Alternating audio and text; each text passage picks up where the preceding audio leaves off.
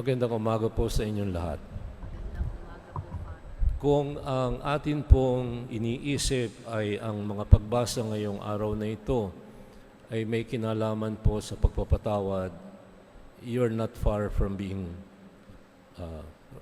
right. You are correct. However, if we say that all three readings only speak about forgiveness, then I'd say you missed something. Alam niyo po, ang pagpapatawad po napakahirap. Take it from me, I'm not a spring chicken anymore. It is hard to forgive someone who makes your life miserable on purpose. And I have to tell you the bad news, start with the bad news. There are evil people. They are called by psychologists as emotional vampires.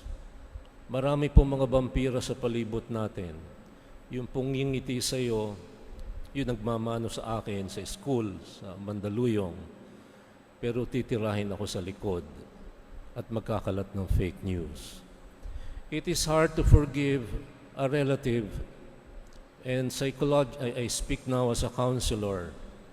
Those who hurt you the most are those who are closest to you, because they see you as somebody who will not take revenge.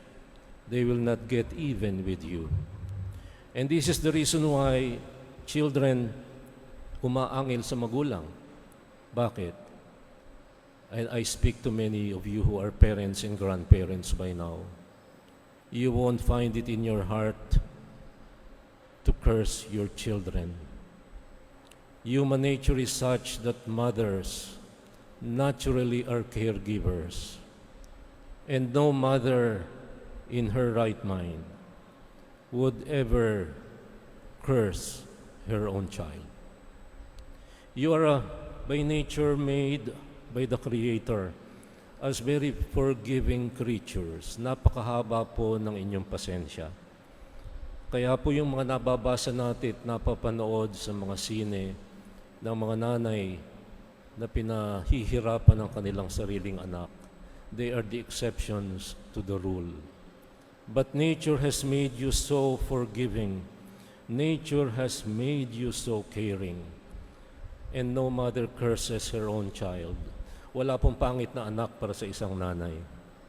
But then the reality is that it is so easy for us to not forgive those who are closest to us, because the reality is that those who hurt you the most are those who live with you, side by side with you, those who eat bread with you, those you suffer with, you laugh with, you cry with.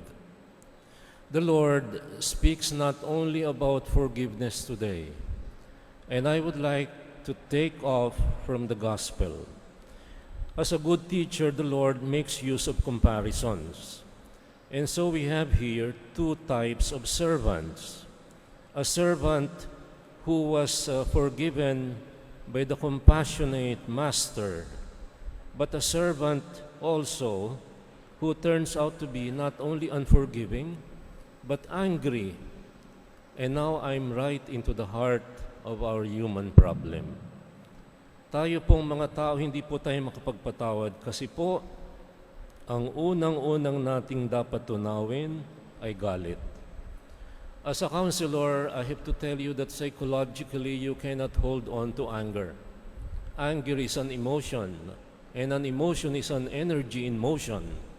And once that energy has spent itself, naturally the anger should dissipate. But we cannot hold on to anger. It's an emotion, and emotions come and go. Emotions can bring you laughter, can bring you happiness, and you laugh maybe for 5-10 minutes, but then you realize that you have not cooked your dinner yet, so you become serious. And then you realize that your savings are gone since March 15, and then you become anxious. And another type of emotion replaces the laughter or the joy, and it is the same with anger. But why is it that we cannot forgive? And this is the basic reason. Because we hold on to the dramatics of anger. Anger as an emotion is something that comes and goes, but the dramatics of it, this is what we never forget. Tayo po, at correct me if I'm wrong, you can give your comments on Facebook and YouTube. And I have my own channel, Pusong Katoliko. It is also live stream there. Tayo po, pagka tayo nagsabi ng sorry, halimbawa nagkamali tayo sa ating kasama sa bahay, sorry, napasigaw ako sa iyo kanina. Pero lagi may kapalit, lagi may sukli. Pero ikaw kasi ginagalit mo ko eh. Ikaw kasi napakatamad mo. Kaya ako nagagalit sa iyo kasi ganito ka. Sorry with a hook. Sorry pero merong pasubali. Sorry pero ikaw pa rin ang may kasalanan. Is that forgiveness? Hindi po. You're holding on to the dramatics of anger. And the dramatics of anger is something that we can rehash over and over again. Para pong telenovela yan, walang iyakang walang patumangga, sisihang walang katapusan, murahang walang hangganan. Para hong buhay natin sa telenovela ng mga Pilipino, pagmula noong 2016, lahat ay gago, lahat ay tangi, lahat ay tarantado sa social media. And in the children growing up right now, it comes automatically to them even to curse God. Why? Because this is what we see every day. Every time we turn on the news, we have become a very angry people. My favorite author, who happens to be a psychotherapist, Monsignor Stephen Rossetti, he wrote so many books, and recently he said that America shows signs of demonic oppression. I agree with him, but I would like to tell him that it is not only America. Ano po yung mga tanda ng demonic oppression? Hati tayo. Hati tayo kung sino ang ating pinapanginoon, sino ang ating ibinoto, sino ang ating gustong mamuno sa atin. Pinapanginoon natin yung malaking bansa, northwest of our sea, of our territories. Bakit? Paano nila nagagawa ang pagpapatag ng mga bundok? Eh di binayaran yung mga dapat bayaran. We are sorely divided. And if you look at the the mainstream media in the United States and all over the world, it's either you are with Fox News or with CNN and all the rest of it. And America is divided right smack in the middle. And they are quarreling. Terrorism is demonic oppression. Anger is demonic oppression. And when we hold on to the dramatics of anger, then what do? We allow the devil to make use of us. I know it is very hard to forgive. Ask me. If you ask me, I can tell you a lot of stories about people who spread fake news about me in school. Bakit?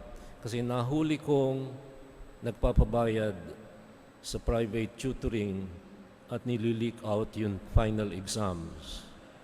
At ako pa ang masama nung nahuli ko. And they spread fake news about me. When you stand up for the right and for the just and for the truth, then automatically you have enemies.